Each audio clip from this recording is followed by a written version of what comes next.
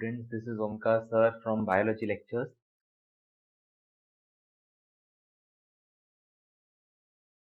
In our last lecture, we had studied what was basically pollination and types of pollination. In this particular lecture, we'll be studying the agencies of pollination. Now, let's start with the agencies of pollination. As we all know, pollination is a very important act which helps in the sexual method of reproduction. Now, according to the agencies of pollination, we have two types of agencies. One is abiotic agents and second is biotic agents. We all know abiotic means non-living and biotic means living. So, basically, abiotic में आएंगे non-living factors that is wind and water and biotic में आएंगे सारे living organisms. First we are supposed to study what is the biotic agents. Now biotic agents में तीन basic important biotic agents अपने को पढ़ने हैं. बहुत सारे होते हैं but in case of our chapter we are supposed to study three types of biotic agents. One is insect, second is bird and third is bat. Now, insect pollination को entomophily बोला जाता है. Example are rose and jasmine. Bird pollination is called as ornithophily. Examples are bombax and callistermon. Bat pollination is called as chiropterophily, and examples are Anthocephalus and Adansonium. This is just an overview of biotic agents. We'll be covering the details ahead of this lecture. Abiotic agents में आते हैं दो type. One is wind pollination and the other is called as water pollination. Wind pollination is called as anemophily. Examples are grasses, maize, jawar. Water pollination is also known as hydrophily, and depending on whether the pollination is occurring on the surface of the water or below the surface of the water, we have two types of pollination in case of hydrophily. Hypohydrophily, what pollination occurs below the surface of the water. Examples are Zostera and Creatophyllum. And epihydrophily, where the pollination occurs above the surface or I would say on the surface of the water. Okay, example is Vallisneria. Basically, if we understand biotic and abiotic agents, okay, we have anemophily, hydrophily, then chiropterophily, ornithophily, entomophily. What we have common here are the words phily. The word phily means pollination and the prefixes differ. So anemo means wind, hydro means water, entomo means insect, chiroptero means bat, and ornitho means bird. We are just supposed to understand the prefixes. अगर अपने को prefixes पता है तो अपने को type of pollination is very easy when it comes to understanding. We'll be focusing now on each and individual type of pollinating agencies in detail. Entomophily belongs to the biotic agents. Emo मतलब होता है insect and phily मतलब होता है pollination. Insect pollinating flowers are called as entomophilic flowers. Entomophily means insect pollination. Now we'll see the floral adaptation of the flowers which have adapted to insect pollination.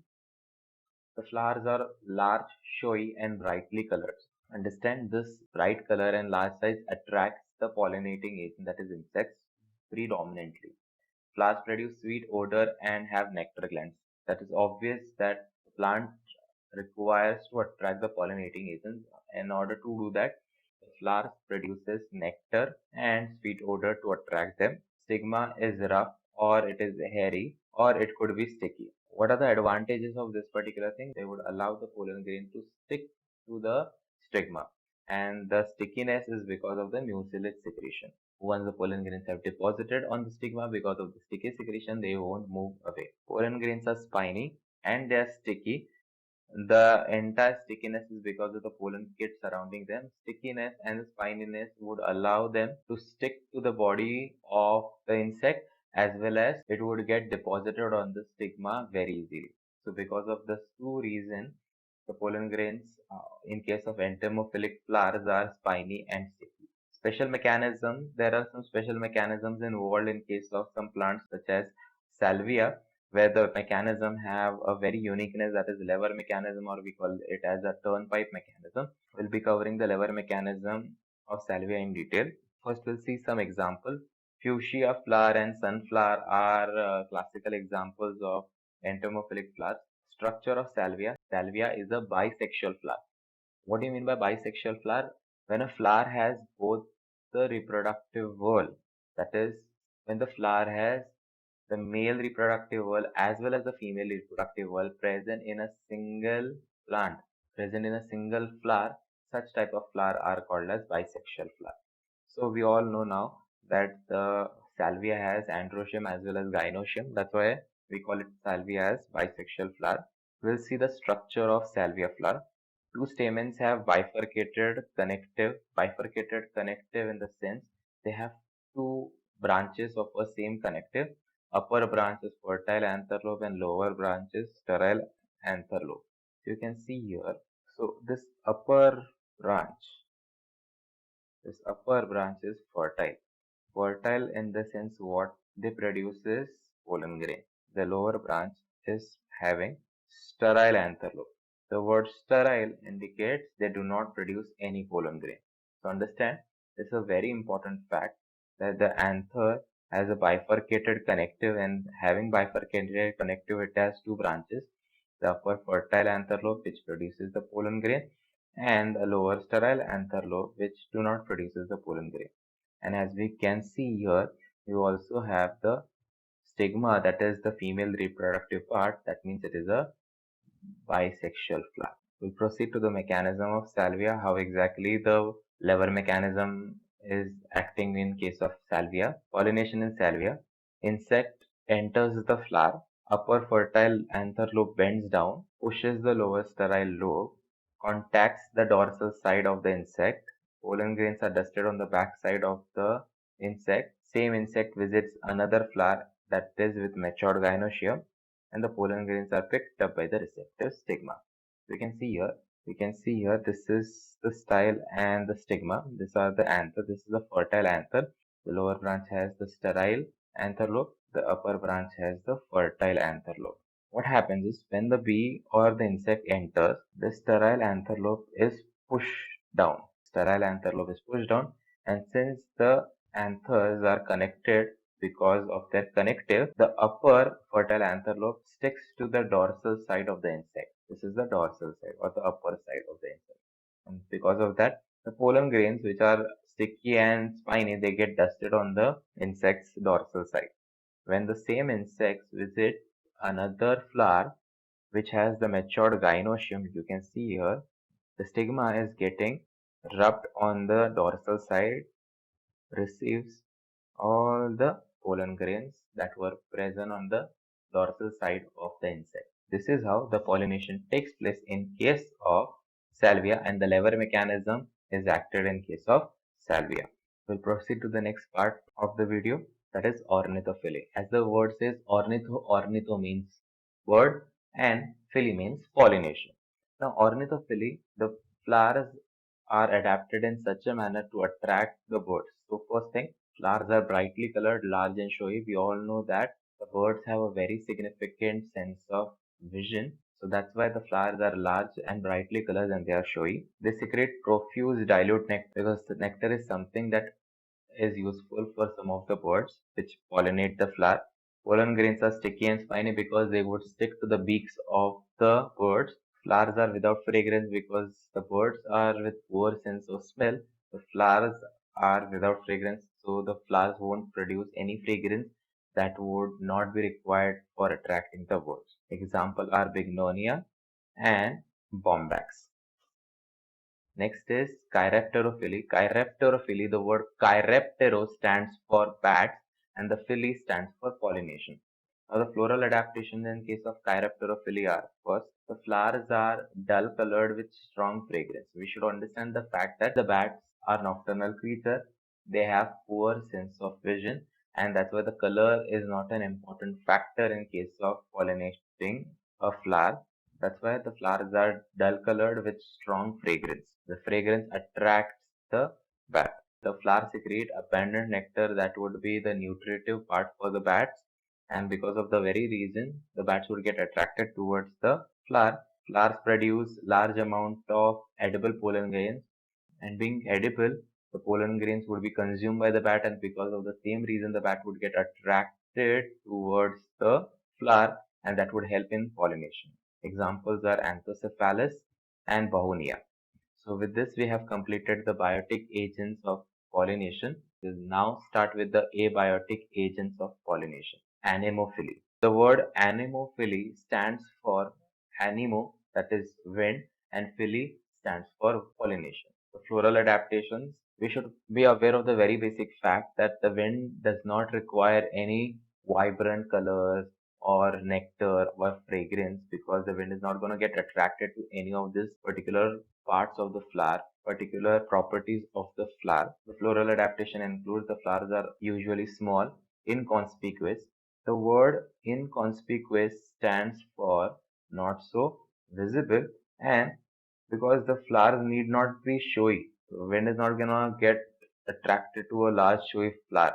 The wind doesn't care whether the flower is large or small. That's why the flowers are inconspicuous, colorless, without nectar, and without odor. The pollen grains are unusually lightweight so that the wind could easily transport the pollen grain from anther to the stigma. The stigma is feathery to trap the pollen grains. The featheriness of the stigma helps to catch all the possible pollen grains from the wind. The stamens are exerted with long filaments and versatile anther. This point is very crucial. The filaments are very long, making them reach at a height so that the wind can carry the pollen grain to a long distance. Similarly, the anthers are versatile. What do you mean by versatile? They could shift their position from one place to another place with the help of the wind direction. That means the stamens are exerted with long filament and they have the versatile anther. Stamens and stigma are exposed to air current, and that is the main important point in case of anemophily. Examples are wheat, rice, which are pollinated by the wind. So we have wheat flower, which is also a small one, and the rice flower, which is also a small one. We'll start with the hydrophily. Hydro, the word hydro stands for water, phily stands for pollination. Floral adaptation in case of hydrophilous plant are flowers are small and inconspicuous. Again, none of the pollinating agents are living, so the flowers need not be large and visible. So the flowers in case of hydrophily are usually small and inconspicuous. Perianth and other floral parts are unwettable. Pollen grains are long and unwettable. Again, like the other parts of the flower, the pollen grains are also unwettable, but you should understand the very basic fact. The pollen grains here are long as compared to the conventional pollen grain structure that we have studied. The unwettable nature comes from the presence of mucilage. Nectar and fragrance are absent because the water is not going to get attracted towards the nectar and the fragrance. Example are Vallisneria and Zosteria. In case of hydrophily, we have two types of hydrophily. If you remember, one is hypohydrophily and second is epihydrophily. That is the pollination occurs below the surface of the water. We call it as hypohydrophily, and if the pollination occurs on the surface of the water, we call it as epihydrophily. So these are example of Vallisneria and Zostera. Hypohydrophily, the word hypo stands for below, hydro stands for water, and phily stands for pollination. Pollination occurs below water surface. Reason, the female flowers are usually submerged. Floral adaptation in case of hydrophilous plants are, they have needle-like pollen grains which lack exines. So no exines are present in case of hydrophilous pollen grain. The shape of the pollen grain is needle-like.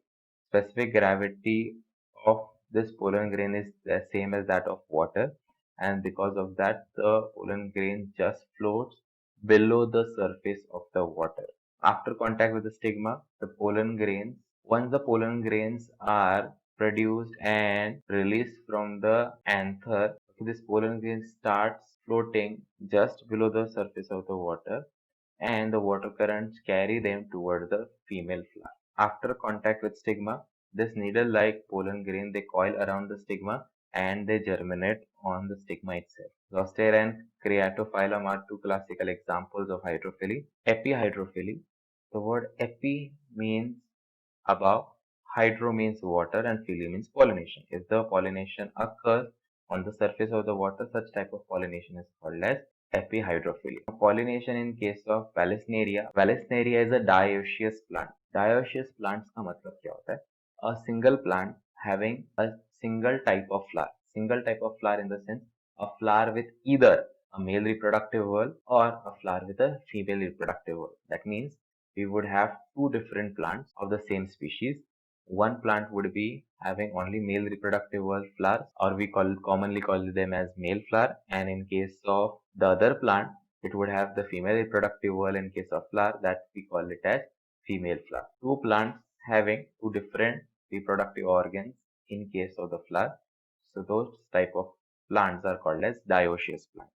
We'll see the mechanism of pollination in case of Vallisneria. The male and the female flowers are submerged and are present on the different plants. Both the flowers are present submerged in the water and they are present on different plants at maturity. In the sense, when the flowers mature, male flowers get detached from the male inflorescence. What happens after the male flowers are detached? They start floating on the water surface and the water current carries the male flowers towards the female flowers. Usually the female flowers are long with coiled pedicel. The pedicel, that is the stalk of the flowers, are usually coiled. But as soon as they mature, they undergo uncoiling during maturity and becoming straight and erect. And straight and erect होने के बाद what would happen? This particular male flower would surround the female flower. Male flower, after surrounding the female flower, they undergo anthesis, that is release of pollen grains, and thus the pollen grains are deposited on the stigma. This is what we had in case of today's video. In our next video, we'll be starting with outbreeding devices. I hope you liked the video and understood the concept. If you have any suggestion or ask any sort of doubts, you could do it by simply commenting below. I'll be there to solve your doubts for sure. And please don't forget to like, share, and subscribe my channel for more amazing videos. Thank you. See you in your next video.